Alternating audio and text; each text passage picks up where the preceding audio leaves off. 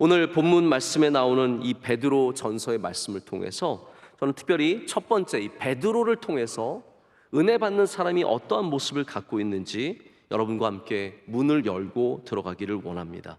베드로가 우리에게 보여주는 은혜 받는 사람의 첫 번째 특징은 겸손입니다. 자, 베드로가 지금 편지를 썼습니다. 그리고 겸손하라고 젊은 사람들에게 얘기합니다. 너희가 겸손으로 허리를 동이라는 거예요. 다 풀어지니까. 우리는 항상 풀어지기 때문에 단단하게 우리의 허리를 겸손으로 동이라고 말하고 있습니다. 그런데 베드로는 사람들에게 겸손을 가르친 것만이 아니라 그 스스로가 겸손함으로 하나님의 은혜를 누린 사람입니다. 그 겸손함의 모습을 유진 피터슨 목사님은 산들바람이라고 표현을 하고 있습니다. 여러분 기억하실지 모르겠는데 제가 얼마 전에 베드로 전후서로 강해를 했었습니다. 그래서 오랜 시간 동안 베드로 전후서 말씀을 나눴는데 제가 그때 가장 첫날 전한 말씀이 바로 이 베드로의 산들바람에 대한 말씀이었습니다. 제가 그걸 좀 생각을 하면서 오늘 말씀에 맞게 여러분께 다시 한번 좀 리마인드를 해드리려고 합니다. 베드로는 태풍이 아니라 산들바람 같은 존재였습니다. 성령의 바람이 불어오고 초대교회가 급성장하면서 베드로는 굉장히 중요한 사람이 되었습니다. 그런데 베드로는 내가 태풍이 될 수도 있고 강력한 바람이 되어서 모든 권위를 갖고 일할 수 있었지만 그는 태풍이 되기를 거부합니다. 나는 그렇게 대단한 사람 되고 싶지 않다는 거예요. 나는 대신에 산들바람이 되겠다라고 합니다. 나는 산들바람이 되어서 이 교회와 주 예수 그리스도를 믿는 사람들에게 시원한 바람, 위로의 바람, 축복의 바람, 격려의 바람, 바로 은혜의 바람을 일으키겠다고 다짐하고 바로 낮은 자가 되어서 겸손하게 섬기게 됩니다. 여러분, 산들바람 얼마나 좋습니까? 산들바람 산들산들 불어오는 바람. 이 바람이 불면 진짜 강팍한 마음을 가졌던 사람도 마음이 풀리고 위로를 받고 시원함을 느끼지 않습니까? 가을이 이제 정말로 들어선 것 같습니다. 오늘 저도 새벽에 샤워를 하고 나와서 딱 서니까 으슬으슬 춥기 시작하더라고요. 아, 가을이구나. 가을에 부는 산들바람이 이제 오후에 산들바람이 불면 얼마나 시원한지 모릅니다. 여러분, 폭풍을 원하십니까? 태풍 같은 바람이 여러분 삶에 일어나기를 원하십니까? 베드로는 낮은 자가 되어서 돕는 자가 되어서 작은 바람이 되었는데 그 바람이 많은 사람들에게 하나님의 은혜를 전하게 됩니다. 그래서 베드로가 오늘 하나님을 이렇게 설명합니다. 5절을 보면 하나님은 교만한 자를 대적하시되 겸손한 자에게는 은혜를 주시느니라. 베드로는 은혜 받은 사람이에요. 은혜를 받아 보니까 내가 왜 은혜를 받았는가? 내가 똑똑해서, 내가 잘나서, 내가 많은 일을 해서 은혜를 받은 것이 아니라 내가 주님 앞에서 낮아졌더니, 내가 많은 것을 내려놨더니, 겸손해졌더니 자기가 은혜를 받는 것을 경험을 하게 된 겁니다. 그래서 베드로가 받은 수많은 리더십과 존경과 많은 사람들이 보여준 이 어마어마한 충성심은 그의 능력에 기초한 것이 아니라 하나님이 주시는 은혜에 기초했습니다. 그럼 베드로를 한번 생각해 보십시오. 베드로가 예수님의 수제자였다는 것은 우리가 주장하는 것이 아니라 성경에서 보여주는 명백한 증거가 있는 사실입니다. 베드로는 항상 주님 가장 가까이 있었고 가장 먼저 주님이 메시아임을 고백했고 가장 먼저 물 안으로 뛰어들었고 가장 먼저 주님을 따랐던 가장 귀한 주님의 제자였습니다. 여러분, 그것이 얼마나 큰 자부심이겠습니까? 나 예수님의 수제자라는 거예요. 그런데 우리는 베드로를 오해합니다. 베드로가 덤벙덤벙대고, 우리 또 성경에 그런 내용들이 나오잖아요. 성격이 급하고 뭔가 좀 사람이 갇혔다기보다는 그냥 열정만 있는 사람처럼 보여지기 쉽습니다. 그러나 우리가 사도행전으로 들어가 보면 베드로가 상당한 능력을 가졌던 사람임을 금방 알 수 있습니다. 베드로는 설교를 잘했습니다. 설교를 얼마나 뜨겁게 잘했냐면 베드로가 설교를 한 번 했을 때 몇천 명의 사람들이 예수님을 믿고 세례를 받고 교인이 되었다는 것을 성경이 기록을 하고 있습니다. 여러분, 예수님의 수제자였다가 설교도 잘해요. 제가 베드로가 얼마나 잘생겼는지는 잘 모르겠는데 상남자였어요. 게다가 그는 기도의 능력도 갖고 있었습니다. 여러분, 목회자가 설교도 잘하면서 기도의 은사도 갖는 것은 굉장히 어려운 일입니다. 그런데 베드로는 기도를 하면은 놀라운 기적들이 일어났어요. 요한과 함께 성전 미문에 가서 거기서 구걸하고 있었던 한 사람에게 기도했습니다. 은과 금은 내게 없거니와 나사렛 예수로 명하노니 일어나 걸으라. 그랬을 때 그 사람이 일어나서 걸었어요. 여러분, 기도의 능력이 있고 설교도 잘하고 예수님의 수제자이면 모든 것을 다 가질 수 있는 사람입니다. 베드로가 등장하면 예루살렘이 들썩들썩거렸습니다.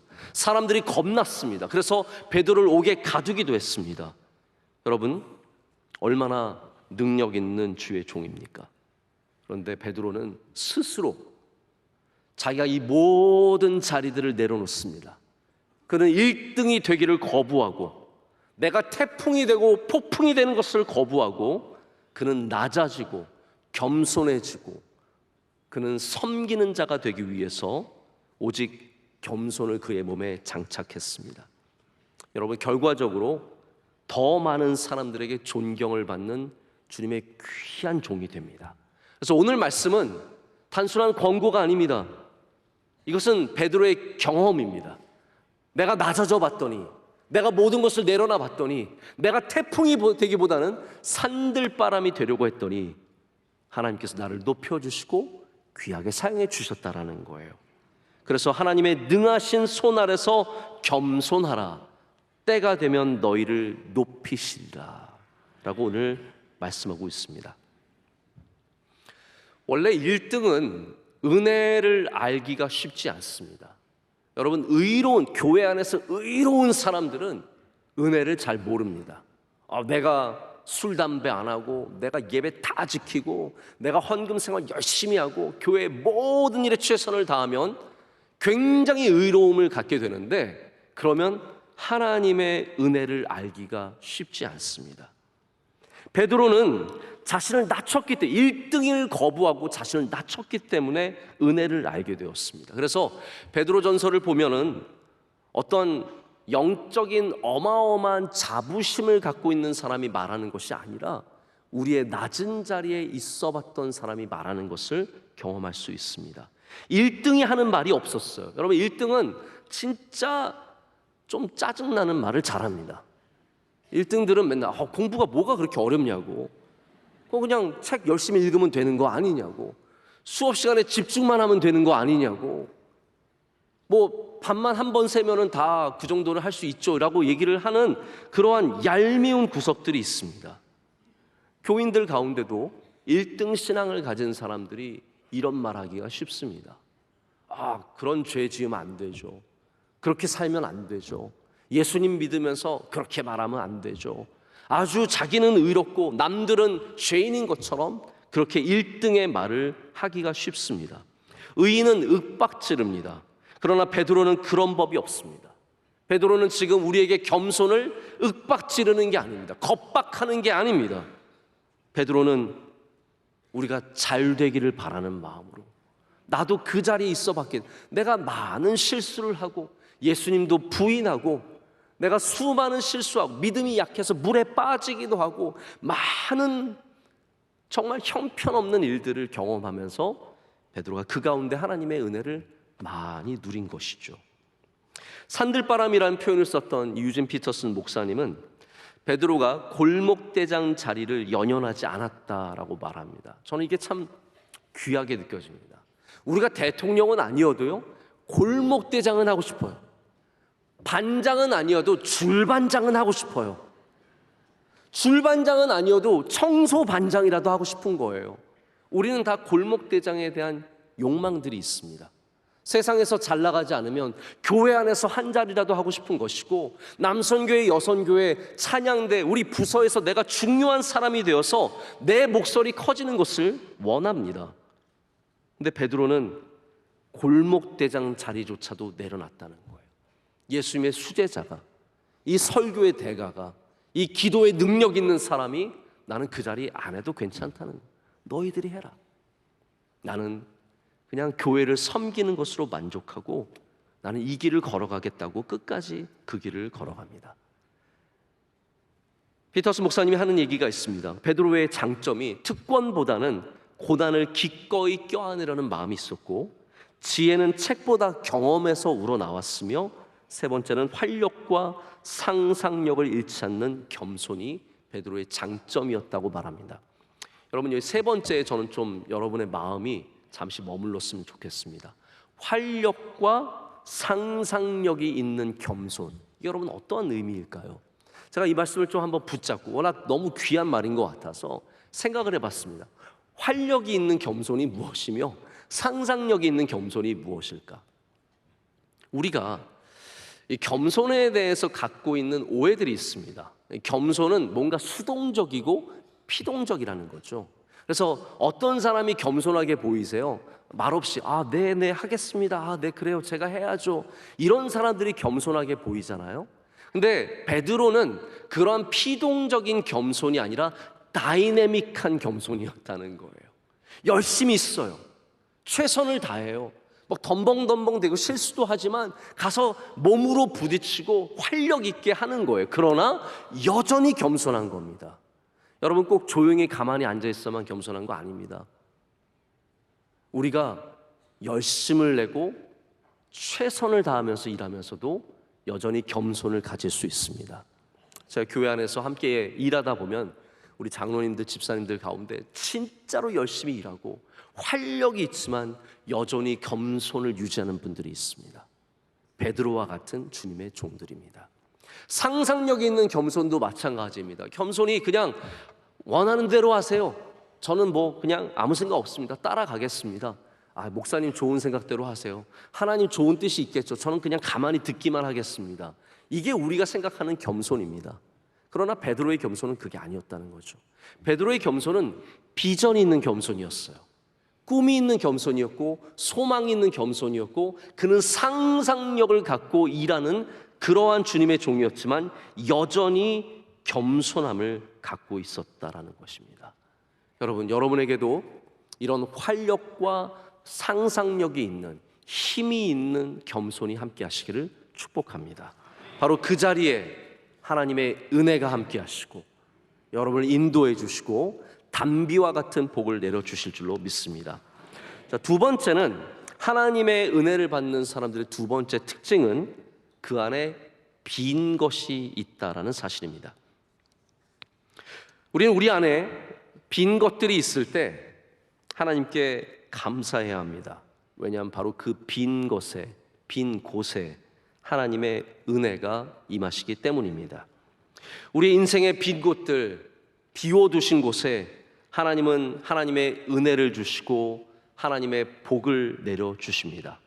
제가 이스라엘 문화를 다 이해하지 못하고 이스라엘 풍습도 제가 다 자세히 알지는 못하지만 이스라엘 사람들에게 가장 중요한 명절 중에 하나가, 절기 중에 하나가 유월절입니다. 여러분, 유월절 다 아시죠? 유월절이 되면 사람들은 유월절을 일찍부터 준비하는데, 준비하는 가장 중요한 것 중에 하나가 바로 누룩이 없는 빵입니다. unleavened bread라고 해서 누룩이 없는 빵을 중요하게 준비를 합니다. 그것을 유월절 저녁 식사에 먹습니다. 이 누룩이 없는 빵은 맛이 없고 딱딱합니다.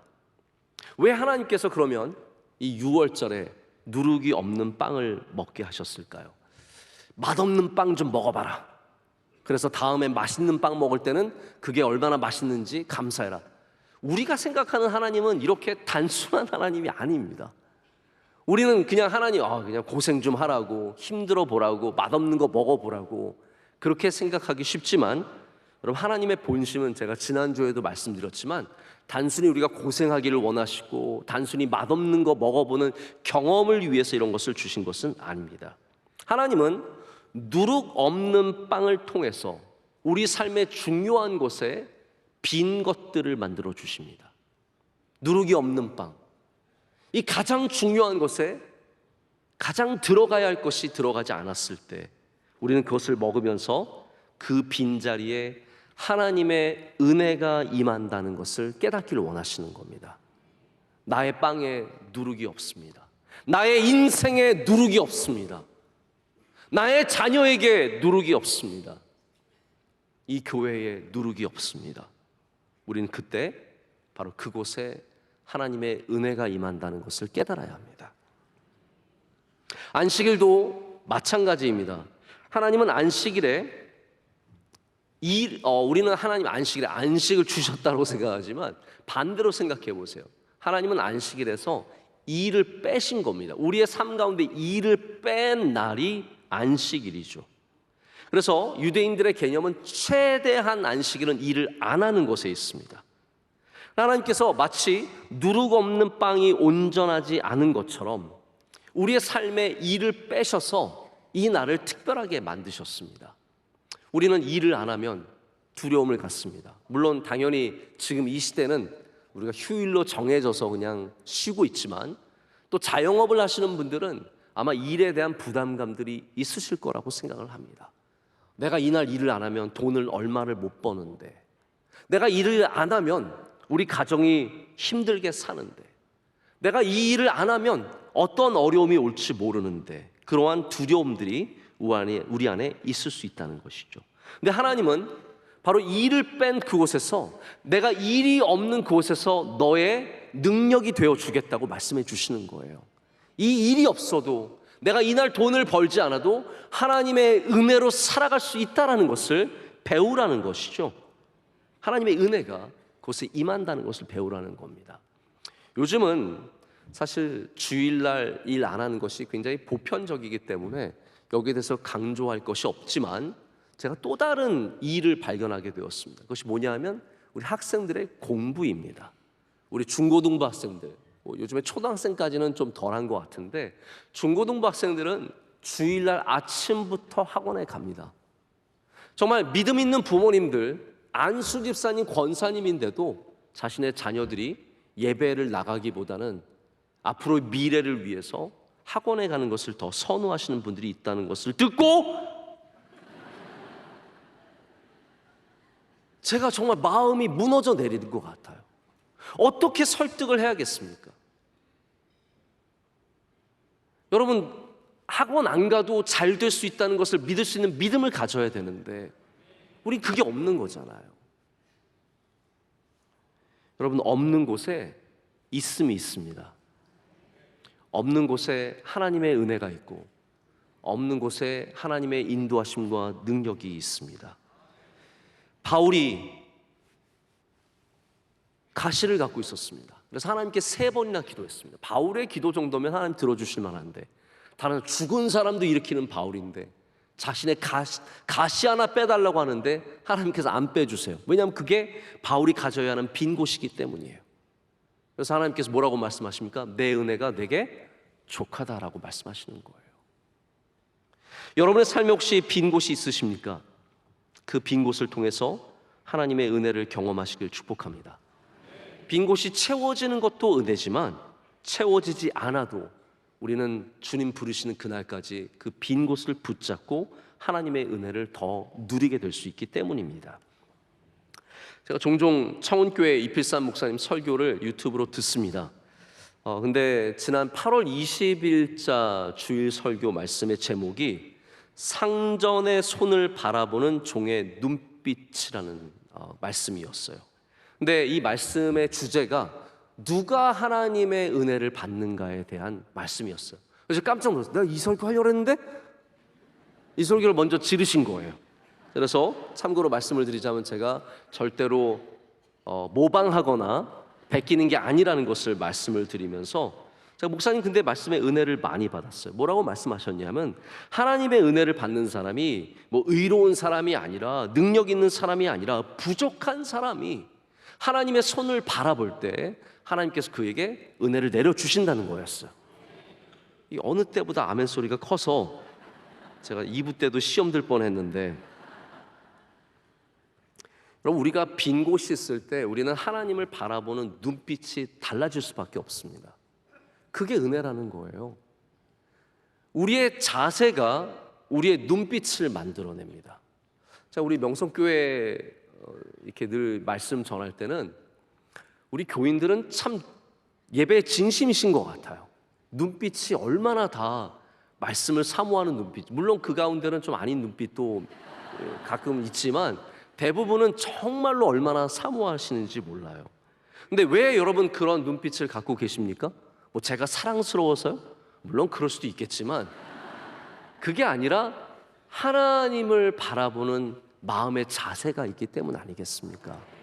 제가 집에 갈 때 가끔 저희 아이들이 제가 들어가자마자 저를 굉장히 사랑해주고 존중해주고 기뻐할 때가 있어요. 그럴 때 보면 대부분 뭔가 원하는 것이 있을 때입니다.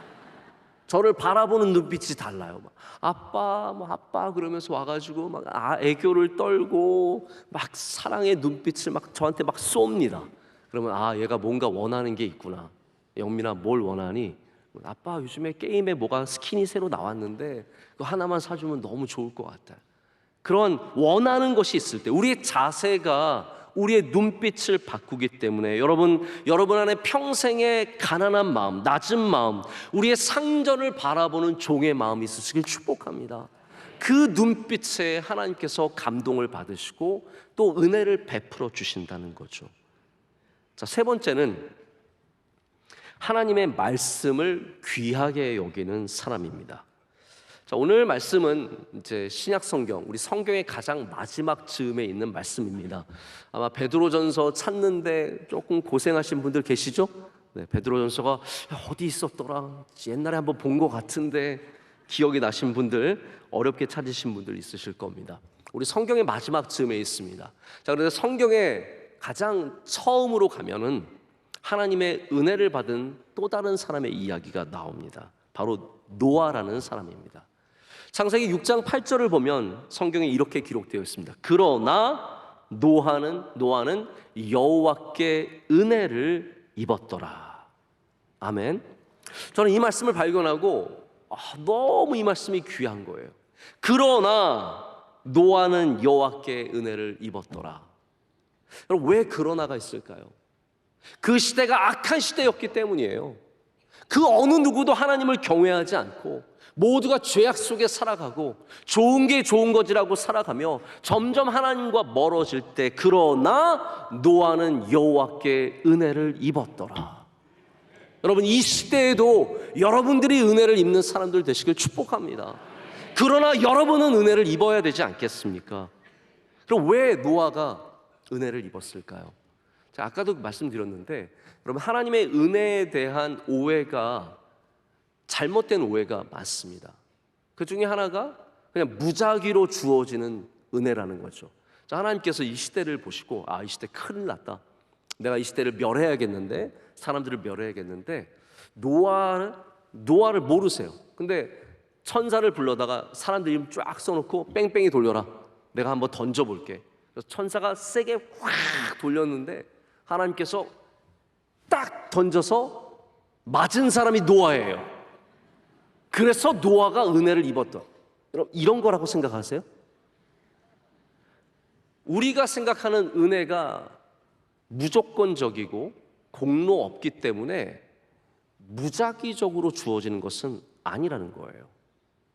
하나님께서 아무리 공로 없이 조건 없이 주시는 은혜라도 분명히 뜻과 이유가 있기 때문에 하나님께서 은혜를 베풀어 주시는 겁니다.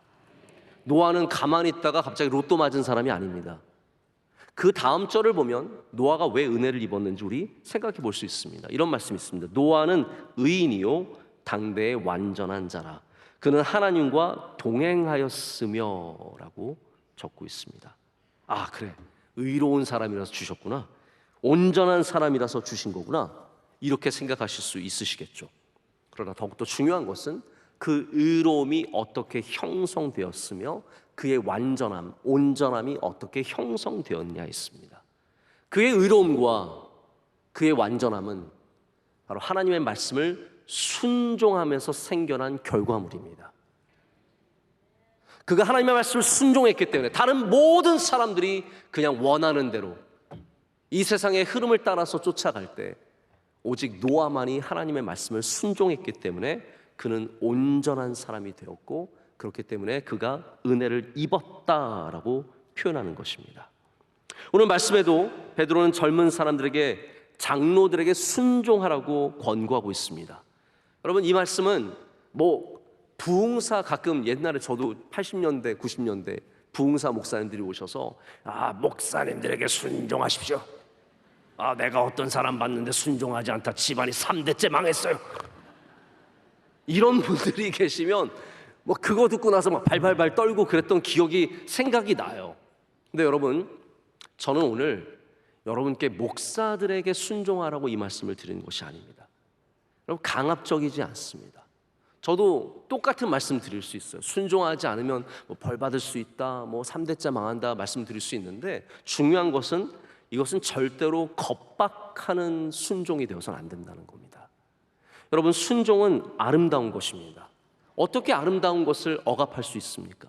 강요할 수 있습니까? 아름답고 복된 것은 권고하고 축복해야 합니다. 그렇기 때문에 오늘 이 아침에 여러분에게 다시 한번 이 순종을 권고합니다. 하나님의 말씀을 순종하는 사람이 은혜를 받습니다. 노아가 그 시대에 아무도 은혜 받지 못하는 시대에 은혜를 입었던 것처럼, 여러분, 이 땅이 아무리 메마르고 아무리 어려워도 여러분이 하나님의 말씀을 귀하게 여기고 살아간다면 그분에게 반드시 하나님의 은혜가 임하게 될 줄로 믿습니다. 베드로는 1장 22절에 너희가 진리를 순종함으로 너희 영혼을 깨끗하게 하여라고 말하고 있습니다. 여러분, 우리가 하나님의 말씀을 순종할 때 우리의 영혼이 깨끗해진다라는 거예요. 맑아진다라는 겁니다. 바로 그것이 의로움을 만들어내고 온전함을 만들어냅니다. 비비어 목사님이 쓰신 순종이라는 책이 있습니다. 언더커버라는, 하나님의 날개 아래 머문다는 그러한 원제의 책인데, 여기서 비비어 목사님이 젊은 전도사였을 때 경험했던 일을 하나를 쓰고 있습니다. 전도사님일 때 중고등부를 맡아서 이 아이들과 함께 그룹으로 성경 공부를 하면서 깨달은 게 있어. 우리 중고등부가 부흥을 하려면 우리 그룹 성경 공부를 내가 발전을 시켜야겠다. 어떤 그러한 감동이 있어서 아이들과 함께 몇 개월을 수고하면서 그 모든 새로운 셀 처치를 시작하는 것을 기획을 했습니다. 그래서 몇 주 뒤면은 그 새로운 시작이 열리는 파티예요. 자, 이제 이 귀한 프로젝트를 가지고, 이 담대한 프로젝트를 가지고 담임 목사님에게 찾아갔습니다. 담임 목사님에게 찾아가서, 목사님, 저희가 이제 드디어 셀 처치를 시작하려고 합니다. 목사님, 어느 날이 저희 시작하는 파티가 열리는 날입니다 라고 말씀을 드렸더니 담임 목사님이 한참 듣더니 하지마 그러는 거예요. 그거 하지마. 여러분, 이거 사람이 뭔가 좀 명확한 이유가 있고 설득될 만한 이유가 있어서 안 된다고 할 때는 속상해도 받아들일 수 있어요. 그런데 사람이 기본적으로 이유 없이 설득되지 않은 상태에서 안 된다고 말하면 굉장히 어렵습니다. 저도 그런 경험을 많이 해봤습니다. 안 된다라고 하면 쉽지 않습니다. 굉장히, 그래서 비비어 전도사님이 마음이 힘들었던 거예요. 그래서 하나님 앞에 가서 기도를 하기 시작했습니다. 하나님, 우리 목사님 이해가 안 됩니다. 어떻게 이러실 수 있습니까? 이거 교회가 잘 되는 분명한 길이고 우리가 이렇게 수고하고 열심히 준비했는데 안 된다니요. 근데 하나님께서 그 기도 가운데 감동을 주셨대요. 속상한 그 마음에 하나님께서 감동을 주시며 말씀하시기를, 야, 너는 지금 내가 원하는 사역을 하고 있느냐, 아니면 그냥 네가 원하는 것을 하고 싶으냐? 너는 지금 네 사역하고 있는 거 아니냐? 너의 지금 바로 위에 있는 담임 목사의 말에도 순종하지 못하면서 너 정말 나에게 순종할 수 있다고 생각하느냐? 라는 말씀을 주셨다라는 거예요. 여기까지 그냥 그래요. 저는 그럴 수 있다라고 생각을 하는데, 제가 지금부터 들려드리는 얘기가 진짜 제가 여러분께 하고 싶은 이야기입니다. 이 전도사님이, 비비어 전도사님이 이 이야기를 들은 다음에 마음이 힘든 가운데 이분이 학생들에게 갑니다. 그리고 학생들에게 가서 짜증을 낼 수도 있죠. 얘들아, 담임 목사님 안 된대. 이런 경우가 다 있냐? 우리가 이거 얼마나 수고했는데, 안 된대. 다 집에 가 그냥. 이럴 수도 있잖아요. 근데 이분이 어떤 마음을 가졌냐면, 내가 순종을 하되 기쁜 마음으로 하자. 라는 다짐을 가진 거예요. 자, 여러분, 순종은 억울해서 해도 복이 있습니다. 자, 성경을 보니까 순종은 진짜 막 이러면서 해도 하나님이 복을 주시더라고요. 그래서 예수님께서 이런 말씀 하셨어요. 형제가 있는데 한 명은 예 하고 안 하는 형제가 있고, 아니요 했는데 하는 형제가 있으면 그 바로 하는 형제가 귀하다는 거예요. 왜 안 했고 그러고 나서 나중에 마음이 바뀌어서 그래도 해야지, 그게 귀하다고 말씀하시기 때문에 순종은 여러분 마음에 힘들어도 하시면 은혜가 있습니다. 저도 가끔 막 이러면서 해요. 하나님께서 기뻐 받으시는 것 같아요. 근데 진짜 순종은 기쁨 가운데 할 때 거기 정말 능력 있고 은혜가 있습니다. 그래서 비비비어 전사님이 가서 애들한테 말할 때 짜증내면서 말하지 않았대요. 오히려 기쁨 가운데 말했대요. 얘들아, 좋은 소식을 가져왔다. 우리가 이렇게 계획했잖아. 근데 성령님께서 안 된다고 하셨어. 우리가 이렇게 열심히 준비를 했는데 성령님께서 우리가 잘못 준비하는 것 같으니까 담임 목사님을 통해서 우리의 길을 막으셨어. 야, 이거 얼마나 복된 일이냐. 우리가 막 잘못된 일을 막 하면은 오히려 손해를 볼 수 있을 텐데 하나님이 막아주셨으니 얼마나 기쁜 일이냐. 그래서 막 얘기를 했던 거예요. 그랬더니 아이들도 정신이 없는지 전사님 잘 됐네요. 이렇게 몰고 가야 돼요, 여러분. 그냥 이렇게 쫙 몰고 가면 아이들은 그냥 몰려갑니다. 근데 거기에 가서 어쩌고 저쩌고 따지고 뭐 그러면은 아이들도 마음이 얼마나 힘들겠어요. 전사님이 이렇게 말하니까 아이들도 함께 기쁘게 우리 다 안 하는 걸로 말해서 박수 치고 끝나는 거예요. 여러분, 여러분의 마음속에 하나님의 말씀을 기쁨으로 순종할 수 있는 마음이 생겨나시길 축복합니다. 그게 귀합니다. 왜냐하면 순종하는 마음에 하나님께서 노아에게 주시는 은혜를 우리에게도 베풀어 주시기 때문입니다. 말씀을 맺습니다. 성경에 나오는 정말 수많은 은혜 받은 사람들을 한번 떠올려 보십시오. 예수님께 고침을 받은 베데스다 목가의 38년 된 병자, 실로암에 가서 순종함으로 눈을 씻고 눈이 뜨인 맹인, 손 말랐다가 나은 사람, 나병 환자들, 간음하다가 현장에서 잡혀와 돌맞을 뻔했던 여인, 사마리아 우물가의 여인, 십자가에 달렸던 강도, 3번이나 예수님을 부인했다가 디베라 바닷가에서 다시 사랑해 주시는 주님을 만나 사랑의 고백을 하는 베드로. 여러분, 여러분의 이름도 이 안에 있기를 축복합니다. 여러분의 삶도 이런 은혜의 삶 속에 들어가시기를 축복합니다. 저는 오늘 10절과 11절의 말씀을 읽어드리면서 말씀을 맺으려고 합니다. 모든 은혜의 하나님 곧 그리스도 안에서 너희를 부르사 자기의 영원한 영광에 들어가게 하신 이가 잠깐 고난을 당한 너희를 친히 온전하게 하시며 굳건하게 하시며 강하게 하시며 털을 견고하게 하시리다. 권능이 셋에 무궁하도록 그에게 있을지어다. 아멘. 기도하겠습니다. 하나님 감사합니다.